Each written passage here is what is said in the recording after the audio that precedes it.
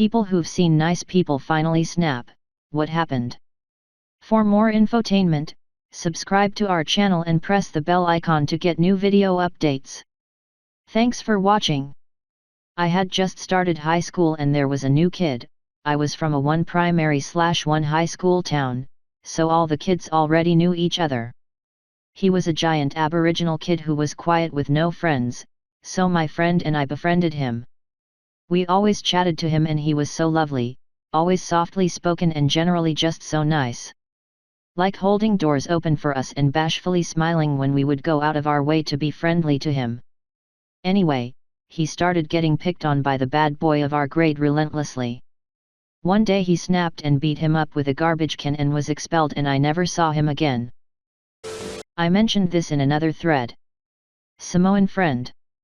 Happiest, most friendly guy you ever want to meet. Some guy said something about his sister and of course it made him mad. My friend went after him and caught him. Punched about 3 times and we realized he was going to kill him. It took 3 of us normal-sized guys to hold his arm back from hitting the guy one more time. We told the other to run, like run now. He did. Our friend was mad at us for a while for stopping him, then he went home. The next day it was as if nothing happened. He just went back to being a super nice guy. P.S. I forgot, a couple days later our friend's big brothers, were looking for that same guy that got the crap beat out of him. I don't think they found him but never did see him again.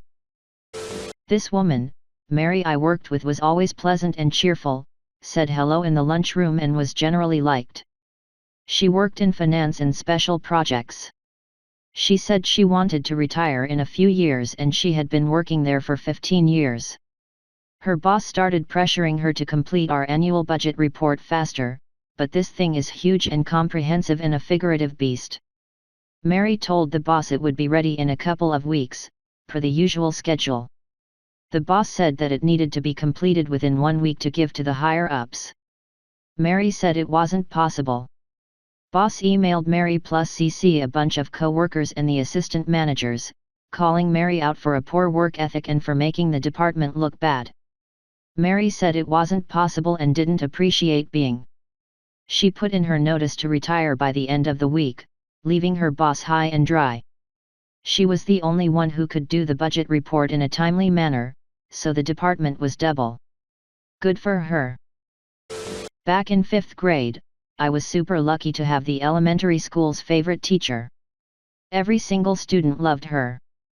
My class was always super loud and annoying.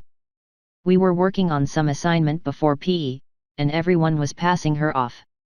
She was only allowing students to go out if they finished the assignment. My slow was unfortunately one of the last kids in the room. This one student, who was a god-awful and annoying kid, was being way over the top. My teacher got up, put her hands over her ears and just started screaming, "Shut the up! Just shut up! Shut up! Shut up!" And she just stomped out of the room still screaming with her hands covering her ears. All of us just sat there in horror. Couple of kids just left to go to PE, and I sat there just trying to finish the assignment. Our principal came into the room a few minutes later just telling the rest of us to go out to PE, but she made the bag kid stay in the room with her. He was moved into the other 5th grade teacher's room after this. She was completely normal and fine after coming back.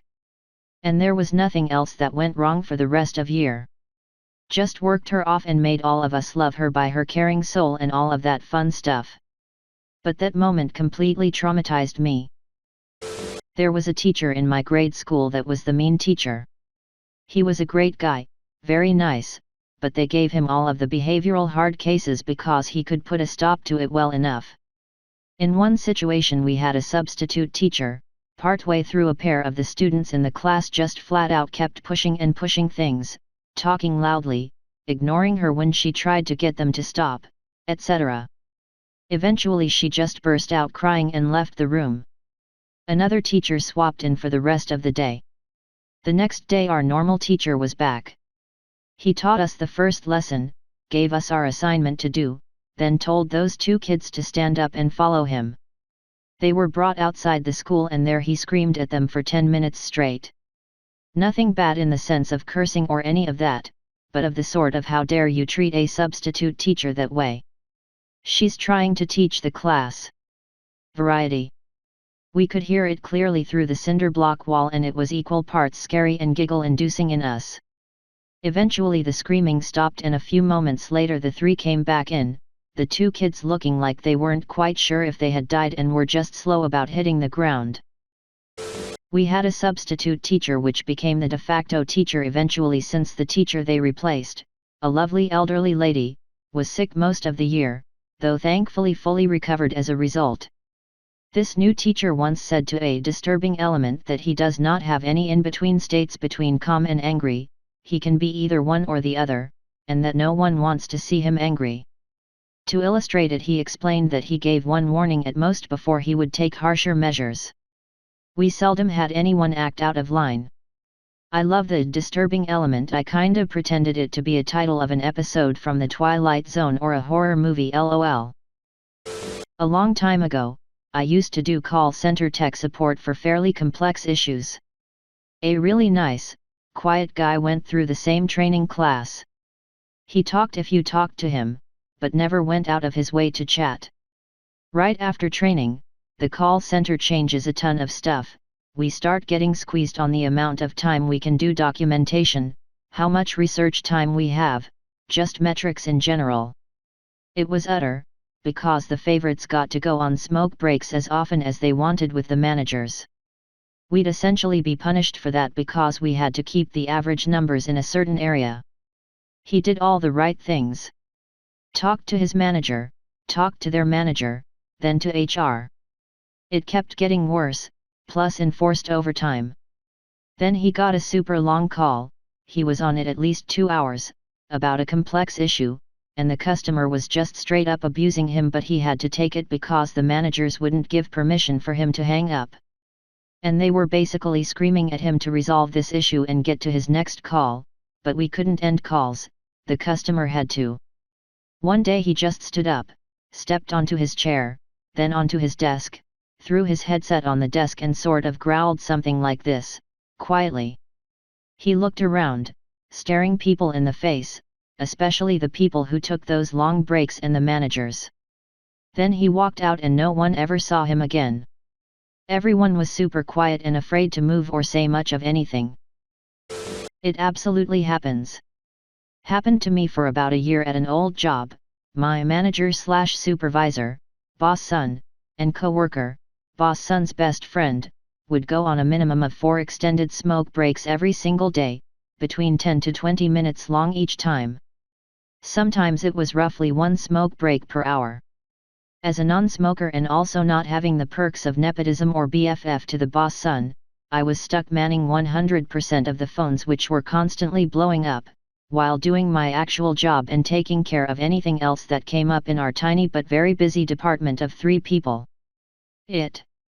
Most things about that job did, but there were days when I'd just sit in my chair when they got up for a smoke break and be in a white-hot rage and fantasize about chucking the phones at their big entitled heads or walking out and never coming back or anonymously reporting the company for some highly illegal they were doing, and then grumpily pick up a phone lol.